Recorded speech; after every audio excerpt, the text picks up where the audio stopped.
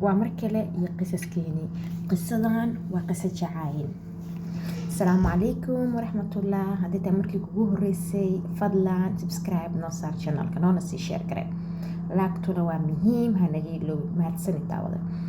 قصدان وقصة جعايلة وحين دحمرسا wiil magaciisa loo yaqaano Axmed 27 jirana una dhashay wadanka Morocco gaar ahaan ku nool caasimada Casablanca. wiilkan wuxuu leeyahay shirkad buu hadda imkaan leeyahay sanado ka hor wuxuu xoog u isticmaali jiray sida dhalinyarta badan baa u isticmaalaan baraha bulshada sida Twitterka, Facebooka iyo waxyaaladii la halmaama. kadib waxaa dhacday maalin kamid ah inuu ka bartay gabadh sida caadada weligiiba way dhici jirtay sidoo soo ka sheekeynayo inuu gabdho badan ka barto isla hasaawaan laakiin gabdhihii hore aad buu uga dugneed gabar aad u dhalinyar bay ahayd aad u qurux badan bay ahayd ilaa ay isfahmaan ay isla jaan qaadaan ay isbartaan isla kulmaan jacayl baa dhexmaray inantii ilaa heer wuxuu gaaray Axmed uu heerkoogii barto. carabtuna waxay dhaqan u leeyihiin inanta inta la guursan ka hor inay sameeyaan waxay yiraahdeen khudbad ahaan wiilkii inantu isbartaan ehelku ogaadaan kaano inay meherka uu harsan yahay laakiin la isku ogyahay ay inantaas inan kale u soo dooni karin. sheekadii si u sii socotay ilaa waxay gaadhay heer ay ku heshiiyaan Axmed iyo khatiibtiisa Suusan la oranayay guur. isla markii kadib waxaa dhacay aad iyo aad arrin oo maadaragtay surprise lama filaana ayaa dhacday. maalimaha kamid ah baa khatiibatii Suusan inantii Suusan la oranayay baa wacday Axmed sidii caadi ahayd isku wici jireen.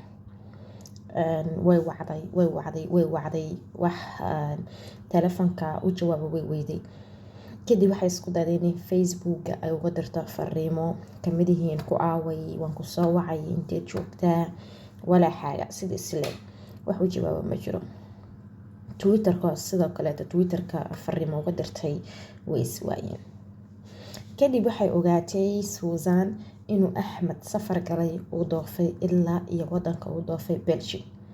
dabcan gabadh loo ballan qaaday guur heerkooda u sheegtay niyad baa ku himiday. kadib barnaamij la yiraahdo musaamax kariim oo dadka la isku heshiisiyo buu wiilkani ka soo qayb galay. dabcan waa barnaamij caana carabta dhan baa ka soo qayb gasha walaalaha isku dhaxsan qolada maadaragtay shirkadaha isku dhaxsan. waa barnaamij lagu dalbado qofka aad nambar gaarsiisay ina lagu saamaxsiin karo aad ku dalbanaysid. wiilka Axmed barnaamijkan buu yimiday. barnaamijkan waxaa daadihiya George Qardaaxi baa daadihiya. markaa su'aalo la weydiinayo laga leeyahay maxay ku dhacday inaad saa samaysid oo dananti ka baxsatid oo safar gashid aad u sheegi weydid oo marka hore tan adigu baratay jeclaatay ilaa heerkoogii aad tagtay.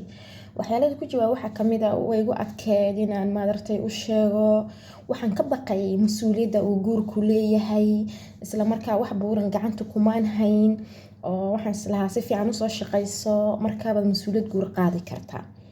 dabcan barnaamijkan soo kaleete waxaa lagu casuumay Suusan baa lagu casuumay laakiin Suusan ma ogo qofka lagu yeeray ee meesha jooga iyadu ma ogo. dabcan barnaamijka sidiisaba marka qof la soo casuumayo looma sheego inuu shakhsi rabo oo laga yiraahdo hebel baa halka kugu sugay amba heblaayo ee kale. waxaa laga soo dhaadhiciyaa siduu yahay barnaamijku musaabiqo kaleete waxyaalo lagu guuleysanayo tartano waxyaalo caynkaas baa qofka laga soo dhaadhiciyaa. gurigiisa lagu tagaa waraaqad casuumada loo geeyaa ballanta laga soo qaadaa maalinku imanayo markaas si kidisa unbuu qofka ula kulmayaa markuu stage-ka yimaado unbuu qofka ula kulmayaa si kidisa marka la soo dhaweeyo dabcan la salaamo unbuu si kidisa ula kulmayaa qofkii ka dambeeyay ee dalbaday ina meesha la keeno. iminka Suusan way imaan doontaa barnaamijka iyadoo iska faraxsan ogeyna wixii lagu yeeray. markaan Suusan way timiday meeshii lagu ballan qaaday bay timiday.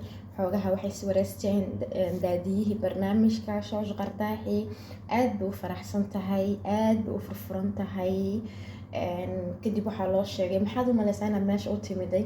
sidii caadada ahayd waxay moodaysaa inay musaabiqo u timiday amba tartan. kadib waqtigii waxay soo gaadhay runta loo sheegi lahaa amba shaashada laga tusi lahaa qofka casuume u yahay. way qaadan weyday markii shaashada la tusay wiilka xiriirka lahaan jireen Axmed. way diiday barnaamijka horta markii horeysa inay sii fadhido, inkastoo ninkan yahay nin afhayeen oo maasha Allah dadku aad u ixtiraamaan ay jecel yihiin daraadiiba u soo noqotay. wayna qaadan weyday inuu Maroko la joogo, wadankii la joogo.